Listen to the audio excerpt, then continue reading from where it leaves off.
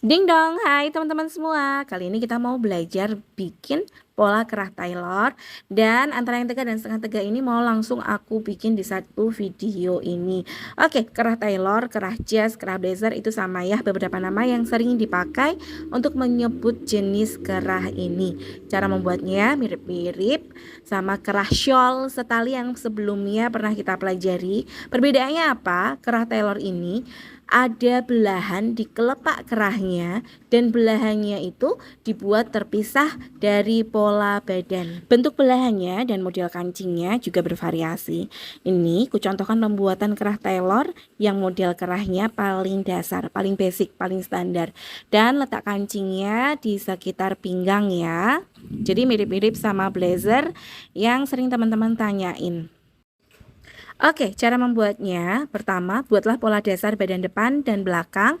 Ini aku buat pakai pola dasar konveksi yang badan depan dan belakang jadi satu seperti ini. Teman-teman juga bisa pakai pola dasar jenis yang lain yang bentuknya depan dan belakang terpisah.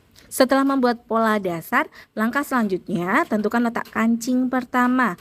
Punyaku ini letak kancing pertama di sekitar pinggang ku buat naik 2-3 cm di atas pinggangnya. Selanjutnya, buat garis tempat kancing, geser 2 cm ke kiri dari garis tengah muka, dari batas kancing sampai bawah baju.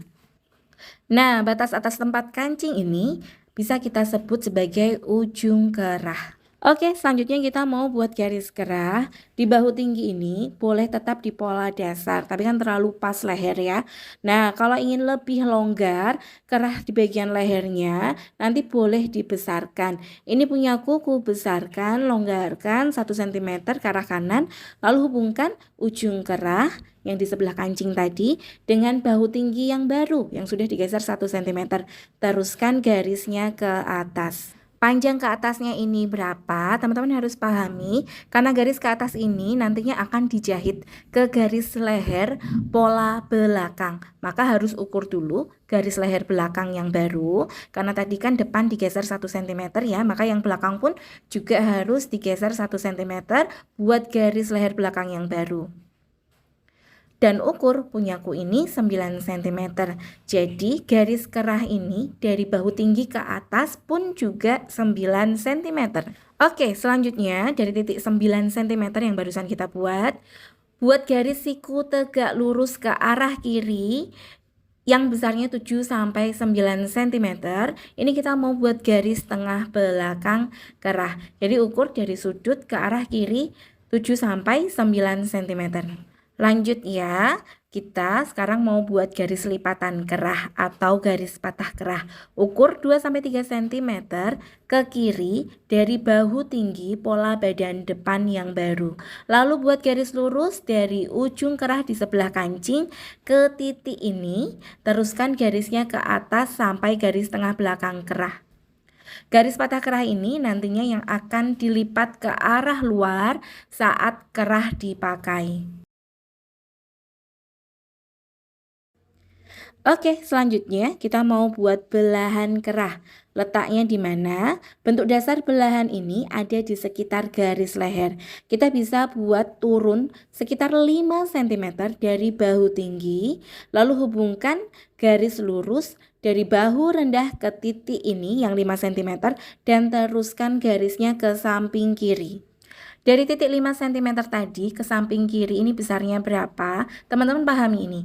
Bentuk dasarnya ujung belahan kerah tidak jauh lurus di atas garis tempat kancing. Boleh lebih besar sedikit. Jadi bisa langsung tentukan letak ujung belahannya dan hubungkan ke arah ujung kerah. Gunakan garis lurus atau garis lengkung tipis. Garis yang barusan kita buat ini adalah garis tepi kelopak kerah yang menyatu dengan badannya. Selain menggunakan cara yang barusan, kita juga bisa gunakan cara ini ya, dengan membuat garis imajinasi kerah. Caranya gimana? Caranya dengan membayangkan bentuk dan ukuran kerah ketika baju ini nantinya dipakai. Jadi, gambar bentuk kerah ini di atas pola badan depan, besar kerahnya dan bentuk kerahnya berpatokan dari garis lipatan kerah dan disesuaikan dengan gambar desain. Setelah membuat garis imajinasi kerah, kemudian jiplak bentuk kerah imajinasi di balik kertas dengan cara melipat garis lipatan. Kemudian jiplak ulang di kertas bagian baik. Jadi wajib pakai kertas pola yang tipis, jadi bisa ketransfer, bisa kelihatan bentuk yang ada di belakang kertasnya ya. Nah, sekarang jadi kelihatan ada perubahan bentuk kerah sedikit dari cara pembuatan yang pertama tadi dengan cara pembuatan yang menggunakan garis imajinasi kerah. Sekarang tinggal perbaiki bentuk belahan kerahnya, karena ada ukuran baku yang harus diterapkan di belahan ini ya. Ukur ulang jarak tiap belahan ini sekitar 3-4 cm.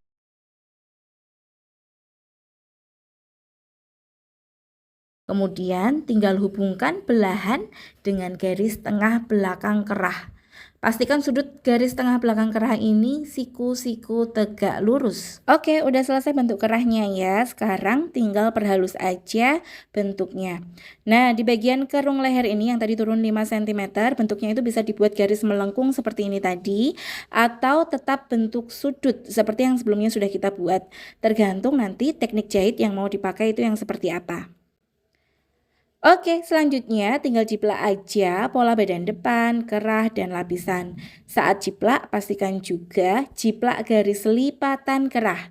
Letak kancing pertama, batas garis belahan kerah. Semuanya itu jangan sampai lupa. Pola kerahnya juga harus dijiplak dengan posisi garis tengah belakang kerah di lipatan kertas biar nanti bisa dapetin hasil kanan kiri utuh seperti ini. Terus ini aku mau bahas juga poin-poin penting. Ini dia kenapa pada pola badan garis batas belahan kerah harus diberi tanda agar saat jahit belahan ini tetap di posisi seperti di pola. Karena kan takutnya nanti waktu jahit kalau nggak ada batas bisa aja geser-geser. Terus perhatikan ini juga ya. Ini alasan kenapa saat membuat garis tengah belakang kerah harus siku-siku tegak lurus. Karena pola kerah ini dibuat di lipatan seperti ini sehingga bentuk tengahnya harus benar-benar lurus. Kita nggak mau bentuk tengahnya ini tuh nanti ada sudutnya. Jadi kalau misalnya teman-teman sudah potong kanan kiri seperti ini, kok ada sudutnya bisa dirapikan dengan dipotong. Nah, selanjutnya saat membuat pola lapisan sebagai penyelesaian jahitan tepi kelopak kerah ya, besarnya dari bahu tinggi sekitar 2-4 cm dan di bagian bawah baju sekitar 4-6 cm dari tepi tempat kancing. Oke, ini semua pola sudah dipotong, pola badan asli, pola lapisan, dan pola kerah. Selanjutnya, ini mau aku tunjukkan bagaimana pola kerah dan lapisan ketika dijahit dengan pola badan.